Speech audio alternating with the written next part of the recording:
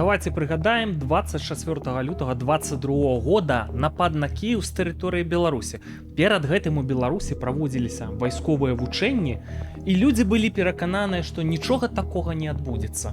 І вось сёння дэжавю. Зноўку ў Беларусі вайсковыя вучэнні, і зноўку все перакананыя, што нічога такога не адбудзецца. А тым часам усім да Беларусі ёсць справа, і Пуціну, і Трампу, і Сі Цзіньпіню. Што это такое закручваецца ў нашай Беларусі? Гэта карані праблема ў госць студыі, які прасілі многія гледачы, гэта гістарычная асоба палітык Зянон Пазняк. Вітаю вас. Добрый день.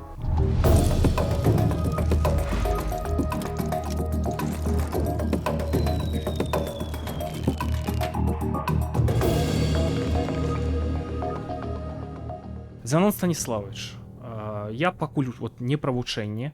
Як вам падаецца, у Беларусі будзе працягвацца вось гэты рэпрэсіўны дзень сурка, ці ёсць нейкія цікавыя для нас варыянты?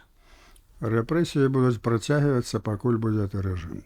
Яна не спыніцца. Зараз это метад яго існавання. Калі ён спыніць рэпрэсіі, то ён страціць уладу. Яны могуць быць трошки аслабленыя на нейкім этапе, потому что яму таксама трэба выжываць у этой ситуации, пашыраць сваё поле, умацоўваць сваю ладу. Таму могуць быць нейкія невялікія адходы, але самі па сабе рэпрэсіі спыняцца не будуць. У гэтым бяда. І пераломны момант не чакаецца. Пераломны момант будзе тады, калі будзе вырашана пытанне вайны Расіі і Украіны. Вось это будзе пераломны момант. А пакуль гэта вайна будзе працягвацца, то пераломнага моманту не будзе. Могуць быць толькі пэўныя палітычныя зрухі, якія будуць зыходзіць з знешніх прычын. Я маю на ўвазе, колькі б не стараўся Лукашенка навязаць кантакты з Захадам, все залежыць ад таго, ці захоча Захад з ім навязаць кантакты. І вось зараз такія магчымасці з'яўляюцца з боку Злучаных Штатаў Амерыкі, і гэта ўнясе пэўныя карэктывы. Яны важныя будуць для Беларусі, для беларускага народа, яны будуць важныя для захавання нашай незалежнасці, і, конечно, будуць важныя для Лукашэнкі, для ўмацавання яго ўлады, для яго дэмагогіі, што яго прызналі там. Это не прызнанне, тому што это палітыка, якую Амерыка валодае дасканала. Тому што Амерыка мае вопыт дыпламатыі з дыктатарскімі рэжымамі. Так што тут могуць быць пэўныя адступленні. Але паўтараю на ваше пытанне, рэпрэсіі не спыняцца. Многае залежыць ад мірнага працэсу па ўкраіне. Калі гэты працэс так можна назваць, увага. Перамовы пра мір ва ўкраіне ідуць так, як і чакалі скептыкі. Крэмль займаецца імітацыяй, працягваючы вайну. Цікава, што ў перамовах шмат беларускіх матываў. Тое ж тэлефанаванне Трампа, Лукашэнку, тэарэтычная імавернасць правядзення нейкага раунду перамоваў у Беларусі.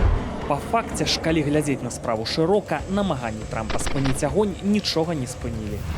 Такія словы, як здзелка ці кампраміс, калі суб'ектам перамоваў з'яўляецца Пуцін, застаюцца толькі словамі. Чтобы украинское урегулирование носило устойчивый и долгосрочный характер, должны быть устранены все первопричины кризиса. Першапрычыны крызісу, як заяўляецца, гэта для пачатку вяртання ва ўкраіну Маскоўскай праваслаўнай царквы і наданне расійскай мове афіцыйнага статусу. А па факце, пра што не гаворыцца публічна, знішчэнне Украіны як дзяржавы, а украінцаў як народа. Але захопніцкія намеры Крамля з элементамі генацыду тычацца не толькі Украіны.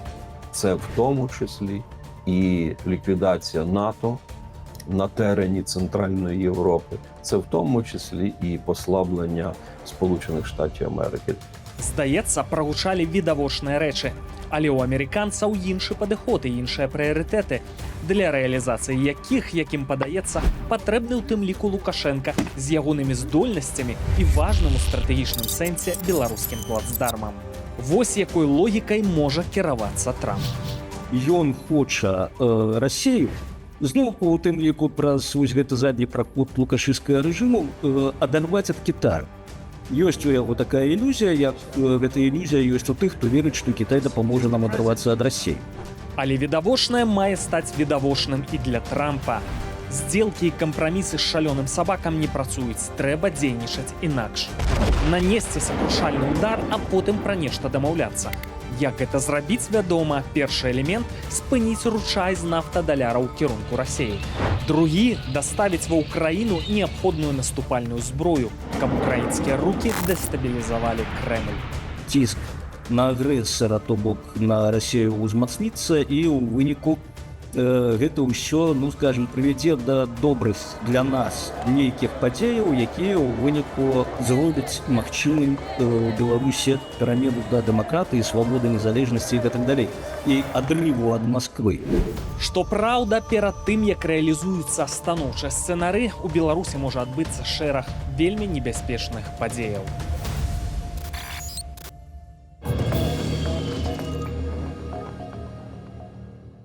Пра небяспечныя падзеі я і хацеў пагаварыць, але бачу, Зенон Станіславович, што крытычная рэпліка можа быць ад вас. Вы казалі, што ў 22 годзе, перад 24 лютым, ніхто нічога не чакаў, не спадзяваўся, раптам нешта пачалося.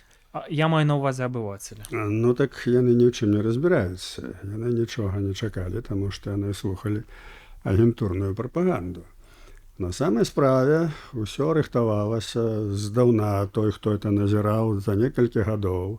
Усё рыхтавалася і выбіралі дзень і час, калі гэта пачнецца.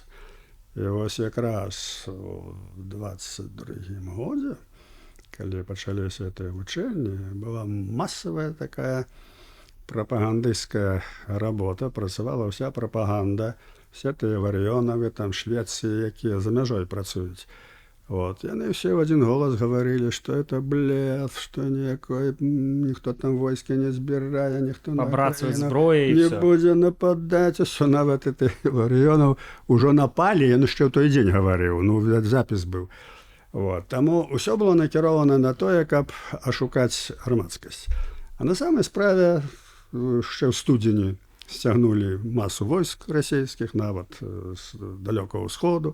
Все было падрыхтавана. Лукашенко, як кажуць, скруцілі ў тугі вузел. Ось, таму што ён і рыпнуцца не мог, каб хацеў бы, конечно. Вот. Ну і думалі за 3 дні ўсё вырашыць. І нічого не атрымалася. Вот. І тут то ўсё і пачалося. Ось. Абламаліся на Ўкраіне. Значыць, остальное мы ведаем, што адбывалася. Цяпер чакаюцца чарговыя вучэнні.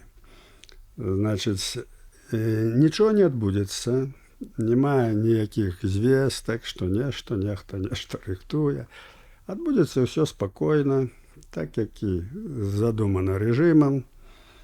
Вот. У асноўным будзе выпрабоўвацца новая зброя, таму што украінска-расійская вайна паказала новыя прынцыпы войны і новыя падходы, новую зброю.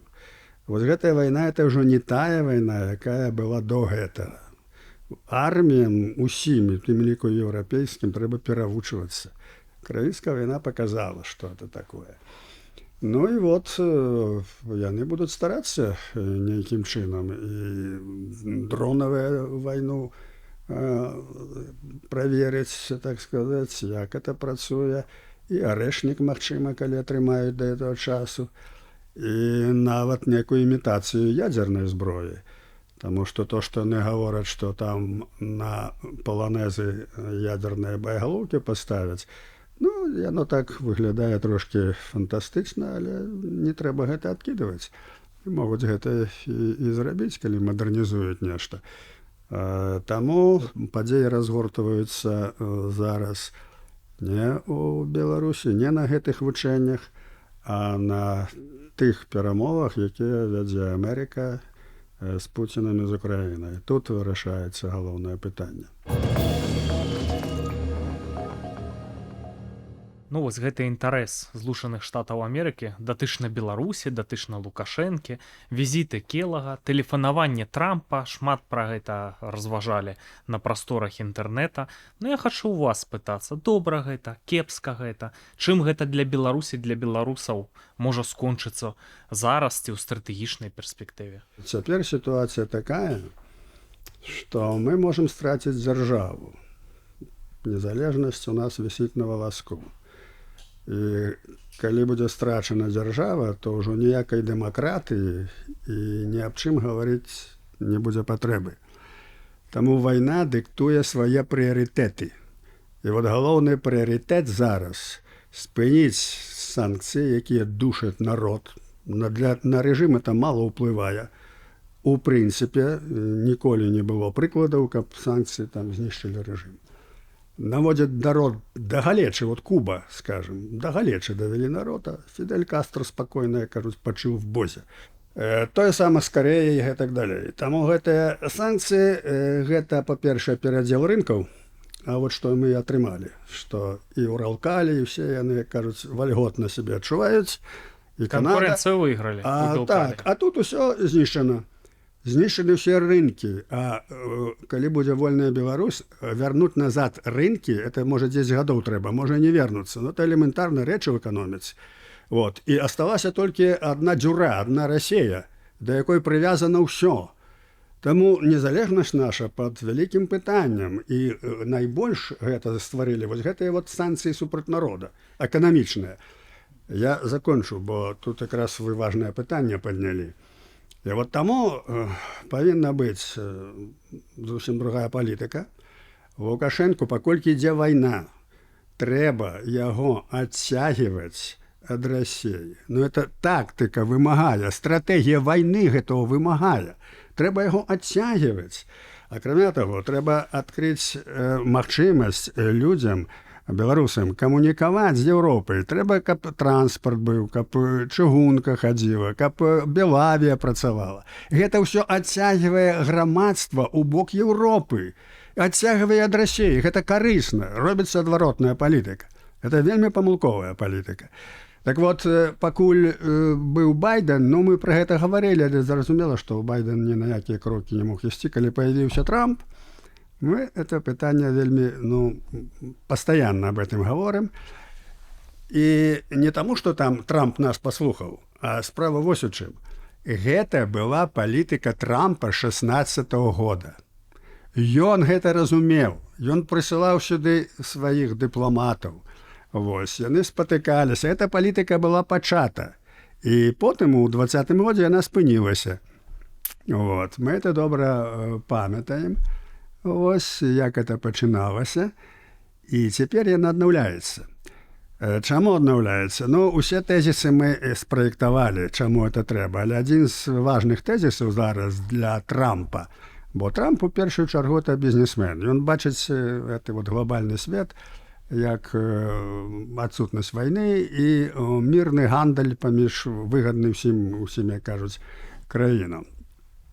Так вот, вельмі важна, каб Трамп бачыў выгаду пэўную бізнесовую. Таму мы гаворым аб тым, што трэба, каб Амерыка была зацікаўлена ў інвестыцыях у Беларусі. Магчымасці ёсць. І калійныя солі і гэтак далей. Все тут будзе залежаць ад Лукашэнкі.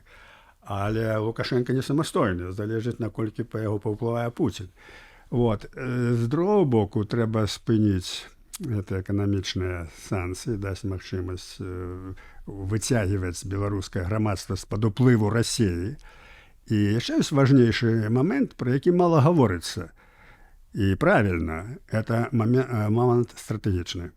Таму што той, хто валодае, што стаіць на беларускай тэрыторыі, хто ўплывае, той валодае бяспекай у Еўропе. Это важнейшы стратэгічны плацдарм. Калі гэта не будзе вырашана, калі ў Беларусі будзе Пуцін, калі не захопяць поўнасцю, яшчэ будуць стаяць на бузе, ніякага міра не будзе ў Еўропе і ніякага міра не будзе на Ўкраіне. Это элементарныя рэчы, хто стратэгічна думае, разумее гісторыю. Так вот, Трамп это разумее. І разумее яшчэ тады. Вот, у 16-м, І ў 20-м, калі так, Пампеа так, калі прылятаў. ён Пампео, калі прыязджаў, усё, то высокі чыноўнік. Так што вось вяртанне да гэтай палітыкі для нас вельмі важнае, таму што яно дае нам магчымасць зацвердзіць нашу суб'ектнасць палітычную. На сённяшні дзень амаль страчана. Пра Беларусь ніхто не гаворыць. Перастрахавацца ад анексіі, вы маеце на ўвазе. Таму мы гаварылі, што калі будуць мірныя перагаворы, то лепш за ўсё іх правесці ў Менску. Для Лукашэнкі гэта, як кажуць, бальзам на сэрца. Зразумела, яму трэба ўладу захаваць. Вось. Но для нас это ўмацаванне суб'ектнасці, это магчымасць паставіць аб непарушнасці ўсходніх граніц, бо мы з'яўляемся суб'ектам тады. Нам трэба захаваць дзяржаву, это вайна. Трэба думаць пра гэта.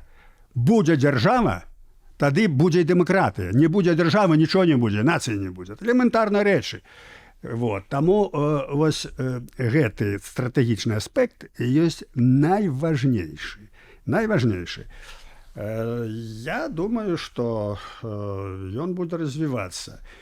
Але, ну вот прыклад. Значыць, Келах прыязджаў, Трамп пагаварыў там па тэлефоне, прыняў запрашэнне Лукашэнкі, ўсё это так выглядае вельмі цікава.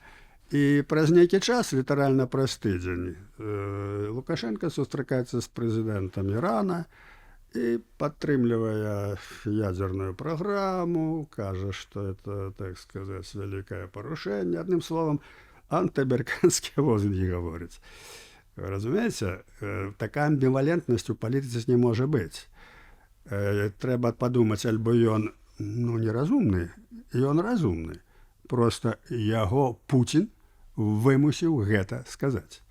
Каб парваць адносіны, якія наладжваюцца зараз з Амерыкай, таму што Расіі гэта невыгадна. І таму ён гаворыць такія рэчы, якія мог не гаварыць. Ён мог бы хораша пахваліць і прэзідэнта, Іран, усё адно это ж дыпламатыя. І не прымаць таго прэзідэнта. І не прымаць таго прыярытэта і не гаварыць вот такія рэчы. Таму это ўсё не так проста. Тое, што Лукашенко хоча атрымаць большае поле для манеўру, каб захаваць сваю ўладу. Мы павінны на гэта ісці, таму што тут супадаюць нацыянальныя інтарэсы. Нам трэба захаваць дзяржаву. Ён, захоўваючы сваю ўладу, хоча захаваць суверэнітэт, дзяржаву хоча захаваць. Хаця на самай справе яму кажуць да лямпачкі гэты народ, які называе народцам, і гэта дзяржава, но яму выхаду няма. І вось гэта часовая з'ява. Это часовая з'ява супадзення інтарэсаў. У гісторыі палітыцы вельмі шмат бывае такіх з'яў. Я вам прывяду прыклад з 91-го года. Калі вырашалася пытанне аб незалежнасці в 91-м годзе, узнікла кабудісты, не зналі, што рабіць. Можа быць, я не знаю, можа быць, не атрымалі большасці галасоў, можа б не было той незалежнасці. Бо яны баяліся Ельцына. Яны бачылі, што мы кантактуем з Ельцынам, што Народны фронт падтрымлівае дэмакратыю ельцынскую. А так і было, сапраўды, мы это падтрымлівалі, таму што нам трэба это было. І яны не ведалі, што рабіць. Не ведали, калі мы проголосуем, поздняки, вся эта вот, значит, Народный фронт придет к власти, они нас посадят в тюрьму. Не боялись этого. И в опошнюю секунду я просто выступил и сказал, что, панове, Ельцин это не демократия. Это тая ж самая имперская структура. Не будем иметь никакой незалежности при этом Ельцину. Это у них была борьба за уладу. Тому наши интересы нацыянальныя і ваши інтарэсы, якія вы супадаюць, мы павінны ад іх адысці. А потым мы разбяромся. Ну, вот сутнасць такая была. І што было? Яны зразумелі. Аднагалосна была прынята незалежнасць. Не таму, што яны вялікія аматары былі там, это халуі былі маскоўскія. Но тым не менш ад страху, бо яны ж завязлі ў ГКЧП, от страху, что, так тут и, значит, салат Ельцина мы отдаем, будем, и все, и нам ничего не будет. А с Поздняком мы расправимся. Ну, они так подумали. Но справа не тым, незалежность есть, держава есть. Створили Республику Беларусь, створили свое войско, створили свое все посольства, свои структуры, школы свои створили. Все, вот что это нам дало. Вот. Ну, а потом уже в 93-м, 92-м году они снова Кебель звярнуліся да Москвы, ну тут Москва была ініцыятарам, і, конечно, все задушили, бо сіла салому ломіць. У нас все это зрабіў авангард. Яшчэ грамадства было не готово да таких перипетый. Вось. І вот гэтую маскоўскую афенсіву мы, як кажуць, расхлёбваем да сённяшняго дня.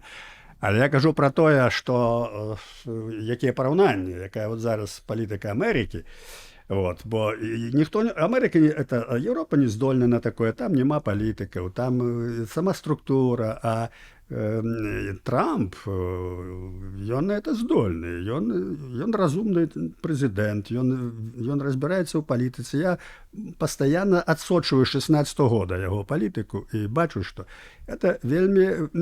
Ёсць усякія там, недахопы, як у кожнага чалавека, але справа не ў тым. Рэальнасць такая, што яго палітыка эфектыўная. І мір ён за паўгода спыніў некалькі войнаў. А вот што будзе з украінска-расейскай вайной, вот тут пытанне. Яны, як кажуць, спаткнуліся на той жа камень, на які спатыкаецца ўвесь заходні свет. Яны не разумеюць Расію. Яны не разумеюць, што такое. Яны судзяць па сябе, а гэта зусім не тое. Ёсць некалькі краін, якія дбаюць пра сусветнае панаванне. Так это груба назовем. Кітай. Кітай дзейнічае шляхам гандлю, шляхам эканомікі. Ён пранікае ў Афрыку, ён нават у Грэландыю пранік усё, ён дае свае танныя тавары, усё, ён захоплівае свет такім чынам. Амерыка гэта гандаль, гэта дэмакратыя, гэта дэмакратыя праз сілу, ўсё. І падняцце сваёй эканомікі, свайго даляра, як яна дамінуе. Вот. А Расія, яна сваю тактыку ад самого пачатку ставіць толькі на вайну. Это, як сказаў некалі іхны цар Мікалай I, это военная дзяржава. Яна інакш не думае, і так выхавана ўсё грамадства. І яны будуць ісці на мясныя штурмы, там, што хочаш, на жываце будуць паўсці. Мы это все ведаем. Вот. Там не могуць это уявіць, што, як это так. Не могуць это зразумець. І вот некаторыя ўжо зразумелі і гавораць аб тым, што Пуцін не хоча ніякага міра. І это правда. Дестабілізацыя можа здарыцца. Толькі вайна. Яму трэба знішчыць украінскую, беларускую нацыю, бо без беларусаў і без украінцаў ніякая вялікая Расія больш не будзе. І ён будзе ісці да канца. Мы трапілі ў вельмі цяжкое становішча беларусы. Фактычна, вось это эканамічныя санкцыі, якія ўвяла Еўропа, падтрымала Амерыка дэмакратычная, яны штурхнулі Беларусь, всю нашу эканоміку, все ў Расію. Абрэзалі ўсё. Блакіравана, нават пачалі платы будаваць на мяжы. Это ўвогуле абсурд. Так. І ўсё штурхнулі ў Расію. Вся наша эканоміка, вся молочка, все пайшло тут. Нават бульбы няма. Нават бульба туды. Ўжо появілася. Это просто, іранская бульба. Вот. Это просто, катастрофа. Што, які выхад, таксама, разумееце, вот хто галоўны вораг зараз лукашыцкага рэжыма? Рускі мір, які падтрымліваецца Пуціним усім. І Лукашенко праводзіць палітыку рускага міра ў Беларусі. Усе там, значыцца, арганізацыі, якія створаны, там Россотрудничество, ўсё паступова вынішчаюць усё беларускае. І Лукашенко-то падтрымлює, а яны Лукашенко падтрымлююць. Але вот гэты рускі мір ёсць галоўны вораг гэтага Лукашенка. Калі яны рукамі Лукашэнкі ўсё знішчаць, тады яго убяруць элементарна. Ён толькі адтуль ідзе канец яго ўлады. Я не знаю, ці ён это разумее, вот. Але адтуль ідзе. Вот якая сітуацыя. І ён, напэўна, ўсё ж такі трохі нешта разумее, таму што ён пайшоў да Китая. Ён шукае другога патрона. Так? І вот глядзіце, што атрымліваецца. Стратэгічна. Валодае усім Расія. Яна давіць на гэты рэжым, яна свая арганізацыя, яна эканамічна вісіць над намі, як каршун, мы залежныя ад энерганосьбіта, ўсё это зроблена. Абрэзаныя межы, это таксама работа рускай дыпламатыі, рускай агентуры.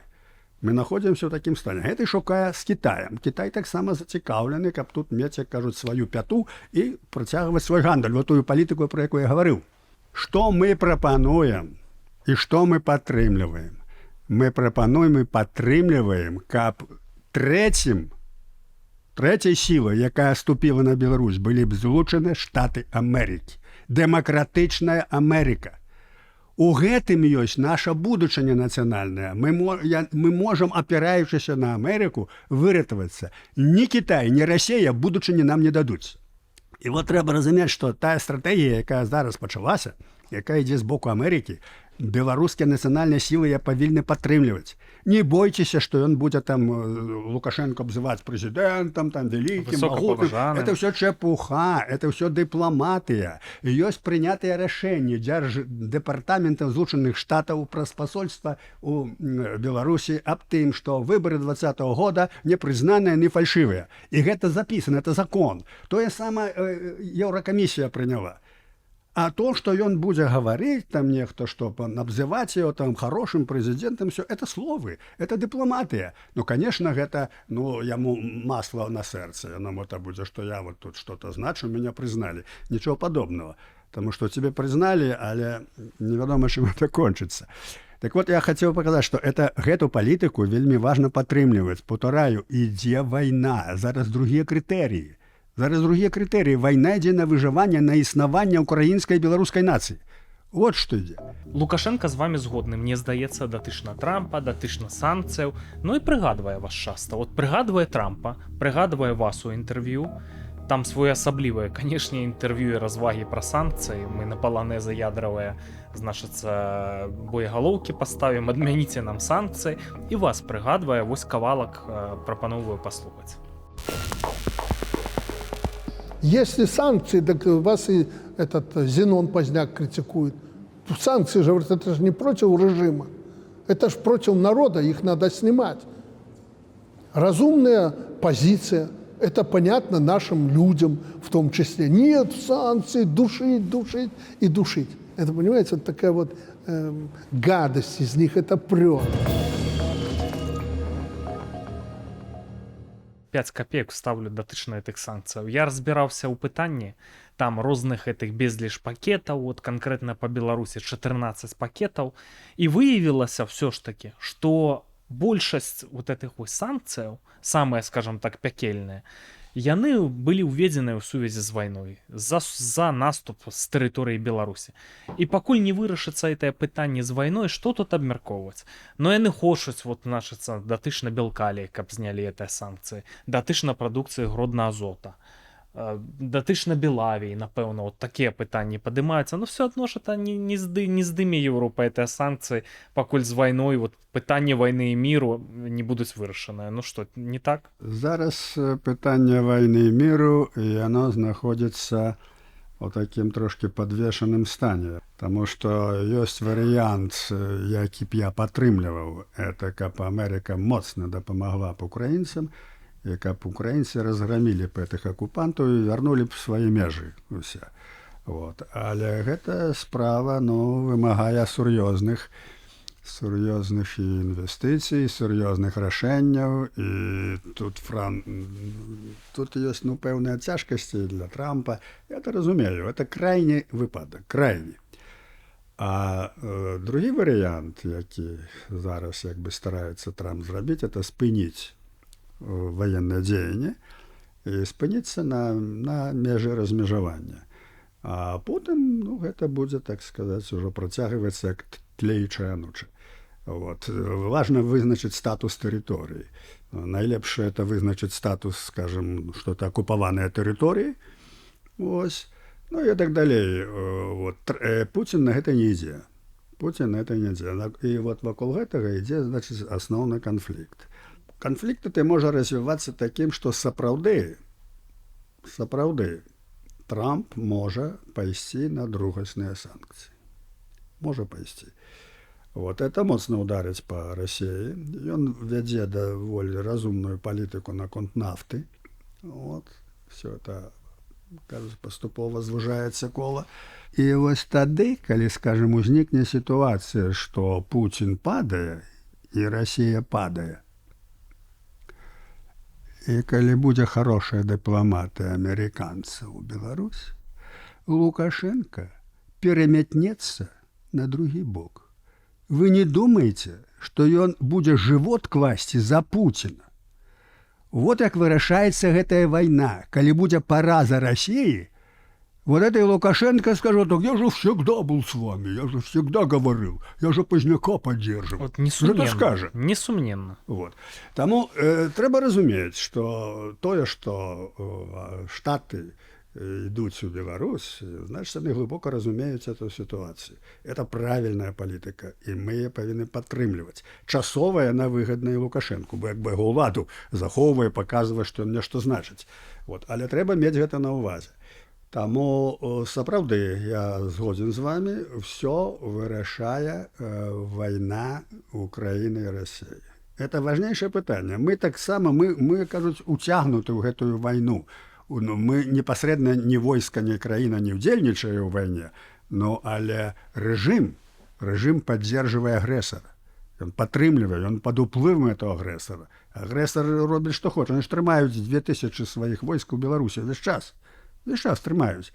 А чужыя войскі на тэрыторыі краіны — это акупацыя. Нават военная база ёсць прынцып акупацыі. Ён трымае тыя войскі. І потым мы ўвогуле зараз яны там перадыслакуюць свае войскі на вучэнне. Мы не ведаем, колькі яны прывязуць. Не знаем. Вот украінцы пільна сочаць за гэтым. Было паведамленне Міністэрства замежных справаў, што будзем глядзець за канцэнтрацыяй і не набліжайцеся да межаў. Але, Зенон Станіславович, я хачу спытацца у вас пра адзін небяспечны сцэнар. От, напэўна, вы чулі заявы Трампа пра тое, што такія вось намёкі Зеленскаму, а чаму контрнаступ не ідзяце, чаму не б'ёце па Маскве. Ну, таксама такія былі пагрозы, што даставім наступальную зброю ва Ўкраіну. Такую, каб па Маскве можна было біць. Вот калі здарыцца такі варыянт, і праз Польшу ва Ўкраіну пойдзе гэтая наступальная зброя, вось гэта ўжо рэальна для Расійскай Федэрацыі, для гэтага пуцінскага рэжыма можа быць экзістэнцыйная пагроза. І яны гэтага не могуць дапусціць. А не дапусціць можна толькі з тэрыторыі Беларусі. Могуць пачацца жудасныя рэчы. Можа такое быць? Это палоханне. Недавно зноў ідуць размовы, каб украінцам забараніць далёкасяжную зброю, каб яны не атакавалі. Это палоханне. Вот. Это не так просто ўсё, потому что даць такія магчымасці, это, па-першае, Амерыка павінна падрыхтавацца. Яна сама яшчэ не гатовая да вайны. Па-другое, праблема ёсць з Кітаем, з Тайванем, з Іранам, усё. Это не так просто. Это калі думаць толькі вот катэгорыямі, што тут ёсць Расія, Украіна і Штаты, ну так тут это, знаете, як вот людзі, якія не разбіраюцца, там паносяць усяляк Трампа і так далей. Ёсць сусветная сітуацыя. Ёсць Іран, ёсць Кітай, ёсць Тайван, ёсць Індыя, якая стала цяпер дрэнна адносіцца да Амерыкі, таму што санкцыі увялі наконт нафты. Это увести это другасныя санкцыі, это не значыць, што так это ўсё лёгка і пойдзе. Тыя дзяржавы, супраць якіх будуць уведзены, будуць настроены супраць Амерыкі. Это праблема. Вот. Таму гэтыя ўсе гаворкі, якія не падмацаваныя нейкімі дакументамі, нейкімі рашэннямі, это проста ці палоханне, ці выпрабаванне, так сказаць, як людзі сябе павядуць, як і ўсё. Таму што мы гаворым пра Расію, не гаворым пра Ўкраіну. Амерыканцы добра ведаюць, якія праблемы на Ўкраіне. 30% усей амерыканскай дапамогі раскрадаецца. Страшная карупцыя. Это праблема Ўкраіны. І амерыканцы это ведаюць. Мы пра гэта просто не гаворым, так быццам бы это вот так-то ўсё проста. Это ўсё не так проста. Таму гэтыя размовы, можна іх паслухаць, але вынікаў яны ніякіх не маюць. Вот, значыць, яны мелі зусім другую мэту. Вот, напалохаць там, паблефаваць там усё. Это робіцца, так як і Пуцін, і з амерыканскага боку это ёсць. Зенон Станіславович, я правильно вас зразумеў, што ўсё ж такі сітуацыя непрадказальная, што вот это пытанне вайны і міру можа тут павярнуцца нам на карысць і, магчыма, хутка? Сітуацыя такая, што і адзін і другі бок устрымліваецца ад крайніх хадоў, каб была ўжыта ядзерная зброя. Это табу. І да гэтага не дойдзе, бо цудоўна разумеюць амерыканцы это ўсё, і в нейкай ступені Расія это разумее. Таму што калі пачаўся пятаядзерны канфлікт, скажем, то Расія згарэла б у попеле. Але тут бяда не ў тым, што яны гэтага не баяцца. Пуцін жа заявіў аднойчы на валдайскім, здаецца, сходзе, што калі, значыцца, мы не дасягнем сваёй мэты, калі нас не будзе, дык на што тады ўвогуле планета і зямны шар. І гэта крымінальнае думанне, это не фраза. Яны сапраўды так думаюць. Пасля нас хоць потоп. Это іхная псіхалогія. Вот. Таму гэта трэба ўлічваць, і амерыканцы даволі асцярожна дзейнічаюць у гэтым. А то людзі, якія не разумеюць, думаюць, што ну тут зараз тут рашуча вот, бабахнулі і ўсё это. Каб это так было проста, то это ўсё было зроблена. Праўда заўсёды перамагае. Нават калі яе растопчуць, яна ўсё роўна потым перамагае. Бо яна праўда. Яна не можа быць хлусня. Яна можа быць толькі нейкі час. Але калі хлусня дамінуе, яна ламае душы людзей, яна пераварачвае цэлае грамадства, таму гэта вялікая небяспека. Але я хочу сказаць, што праўда вельмі вялікая сіла. Хацелася б верыць у вашыя словы. Чытаў вашы ўспаміны, мы ж на прайшоўшым тыдні адзначалі Дзень незалежнасці Рэспублікі Беларусь. Сапраўдны.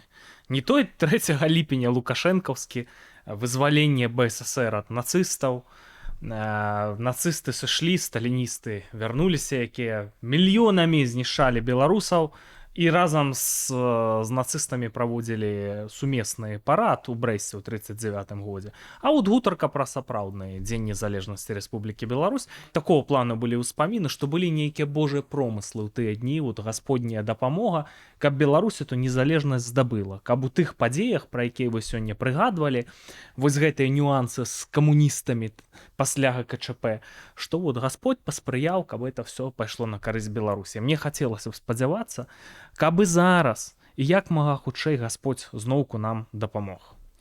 Так і будзе.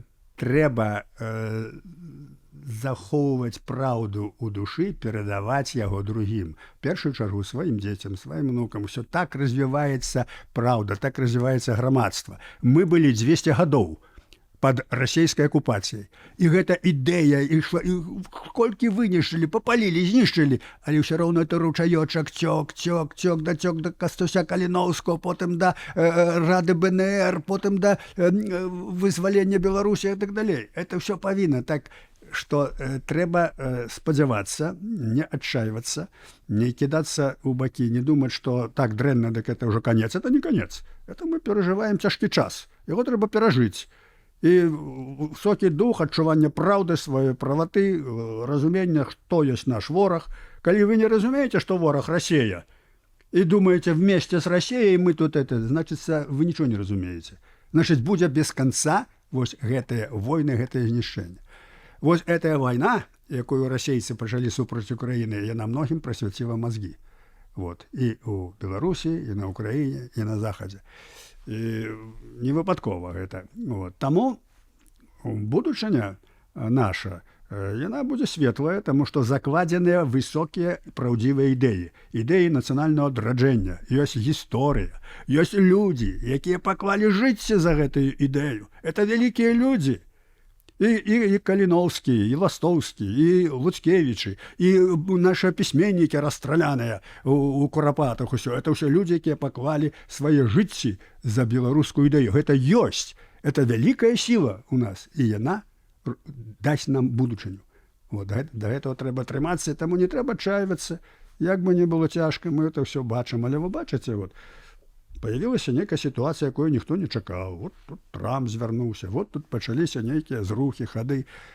Так што я думаю, што ўсё ў Беларусі будзе добра. Беларускі народ вельмі здольны, таленавіты, спакойны, не кажуць, не кідаецца ў авантуры, культурны. Вот это адносіны да працы, гэтыя абавязкі. Вот. Беларусь у Польшчы, у свеце, вот, у Штатах, я добра ведаю, беларускія рабочыя, яны цэняцца, яны добра працуюць, яны надзейныя, сказалі, што зробяць. Гэта так. І пра гэта ніхто нічого не гаворыць. Ну, гэта само сабой звязана. Гэта наша аснова. Наш народ, наша аснова, на чым мы стаім, наша культура. Яна ёсць, яна перажывае цяжкі час, але гэта як віруснае захворванне. Яно дасць імунітэт. От што яно будзе. Таму Беларусь будучыні, яна будзе моцная.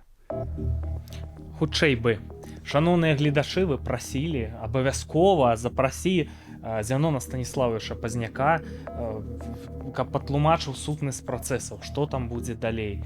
Мы выканалі гэтую задачу, вы самыя ўсё чулі. Выпуск быў без сенсацыі, але спадзяюся, што вы застанецеся задаволенымі пачутым і чакаем вашых каментараў. Зянон Станіславович, шчыра дзякуй за ўдзел. Дзякую за запрашэнне. Всяго доброго, поспехаў. Жыве Беларусь. Жыве вечна.